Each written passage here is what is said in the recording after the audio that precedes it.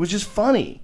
It was just, you were a real, for me, you were like a real connection to what I was missing, like back in the East Coast. Because the Comedy Store at that time was all these like boat acts. It was like guys that would do like cruise ships, and they would sing. They would have like songs they would sing. It was just, there was a lot of bullshit. For every Damon Wayans that would come in, every real comic that would stop by, there was a lot of like really bad comedy for a few years there. From like 94 to like, I would say like 96, 97. Those were bad times at the fucking Comedy Store, man. But something happened. It's like they come in dips and cycles. Because I remember when I first came there, I was really disappointed. I first came out there to do a pilot. Me and Jim Brewer. We did this thing in '93. It was called Hardball, and Brewer played this mascot for this team. And we were hanging out together. We were shooting this pilot, and we wound up going to the store, and we were like, "This place is dog shit." Like neither one of us, we weren't paid regulars there. We were just comics from New York. So we went and watched the show. We just hung out in the back. We're like, "This is fucking terrible." Who was going up? Do you remember anybody? I don't want to say names because some of them are still alive. It wasn't really black for a while. One of them had a 3 in his name. Right. But it wasn't really black for a while. They had metal detectors. You believe that they had metal detectors? Tupac Really? just got into a shootout there one night Oh with yeah, Eddie Griffin in the main room. In the main room. In the main. Someone shot at him in the main room. At the main room. Yeah. Or he shot at someone. It was very blurry, but it was it Mo Better Mondays? What was it? No, this was when there was before Eddie that. Yeah. Fat Tuesdays. This right? was before Fat Tuesday. Before Fat Tuesday? Yeah, those guys from Fat Tuesday are still around. They're in St. Louis. They're good dudes, man. Those are good dudes. Yeah, it was. I didn't know. I heard it just got. What really year did bloody. Guy Torrey take it over? Maybe 97, 96. When I got there in 97, it was already established. And the guy saw me at the Laugh Factory and made me go up, and I ate a fucking bag of fucking debt. And at the end, I twisted around. I just went black and twisted around. It was great. As I went to walk off, Richard Pryor came. I sat down, and I said, "Listen, whatever happens tonight don't matter." When I listened to your album, it was it. The first time I heard Niggas Crazy or whatever, was it something I said? That was it, guys. That was it for me. Like, I don't know nothing. Like, I heard that, and I went immediately and bought it and went home. You said this to him? Yeah, I told him. I said to him from the stage. Wow. And I walked off. He was already fucked up. He was in a wheelchair, drooling. He had 3 people around him holding his head up. But just to see him in there, and I knew I was home. I knew I was home. That's how I knew. I was like, God damn. Did you ever see him when he did sets? No. Were you there for that? No, not at all.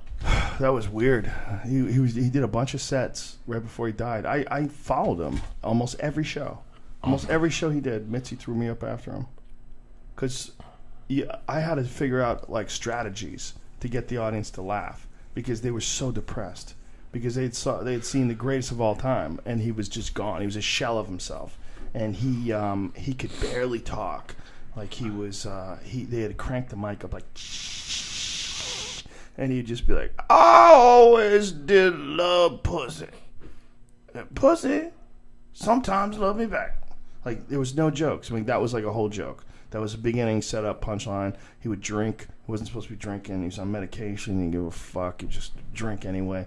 And he would go on stage, and then he would do his time, whatever it was, 20 minutes or so, and sometimes more, whatever he had the energy for. And then it would take them several minutes to carry him from the stage to the back of the room.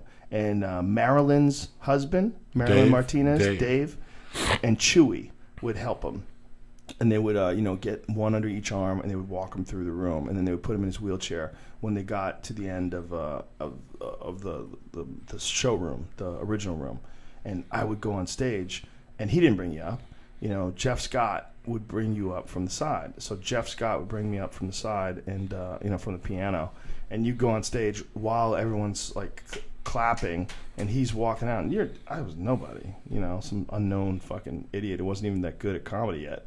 Was terrible, and I had to go on after Richard Pryor, but I had to develop lines to say to make fun of the fact you just saw the greatest comedian of all time, and now the unknown white guy. What a fucking letdown! And I used to have to I had a whole shtick that I would do about what this is a letdown, like, blunt. And I would like, that's as if you just did that and then did this. Like, I had a whole thing, like, making fun of myself for having to go on after Richard Pryor. How many times did you follow him before you decided you had to do that? Oh, I had to do it immediately. I did, because I bombed the first, well, I bombed several times going on after him. And it wasn't just that I sucked, because I definitely wasn't very good. But it was also that the room was somber every time. I only really did really well like a couple of times. The other times was just survival. But I probably followed him. I think he did like 5 or 6 weeks of sets there. So I might have had to follow him 15, 20 times. I don't know. I don't know how many times it was because it was so long ago. It was late 90s. But there was a bunch of times when I used to go on right after him. I was a kid, and my parents turned me on to Richard Pryor. They took me to live at the Sunset Strip when I was a kid, man. I don't know how old I was, but I couldn't have even been 13. It was like I was like 12 or something like that, whatever I was. And I remember sitting in that movie theater, dying laughing, holding onto my stomach, watching, looking around. And one time while the film was playing, I was looking around, and all these people were like falling forward in their chair. And I remember thinking to myself, all the funny movies that I'd ever seen, all like Blues Brothers and all that kind of shit, I'd never seen anybody laugh like this. I'd never been to a movie where someone laughed like this. And then I realized, like, stand-up comedy is incredible. I was like, this guy's just talking. He doesn't have special effects. He doesn't have any music playing while he's talking. He's just talking. And we are dying laughing.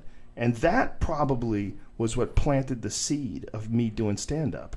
I didn't really think about doing stand-up for real until I was 21. Until I was 20, and then I waited until I got my 21st birthday because I couldn't go to a nightclub before I was 21. But being there all those years later, after I'd done stand-up for probably 6 or 7 years at the time, 6 years maybe, and then being in there with Richard fucking Pryor and having to go on after him over and over and over again, I'm like, this is so bizarre. It's like the weirdest sort of passing of a torch thing. Not even a passing, a rite of passage maybe or something. Like my own rite of passage. Like here I am in front of my comedy idol. Like if I had to choose like the one guy that was like the most influential to me, I mean, Richard Pryor's right up. There's probably not one guy. It's like him and Kinnison, like the most influential to me. So to see him when it was over like that taught me a lot of shit. Would you want to be up on stage if you were 75 and all? Not like that. There's no need for it. But I would only want to be on stage if I was entertaining.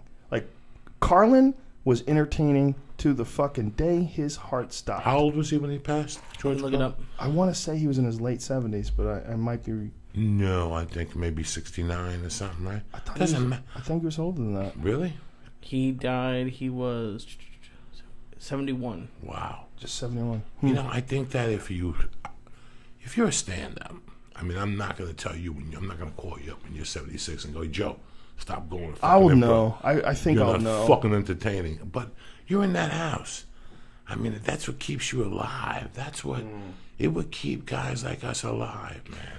Well, that's one of the reasons why I like to do a lot of different shit, too. I don't like having all my eggs in one basket. No. But you know what I'm saying. If you're, today, let me tell you something. I did something today that I said I got to go.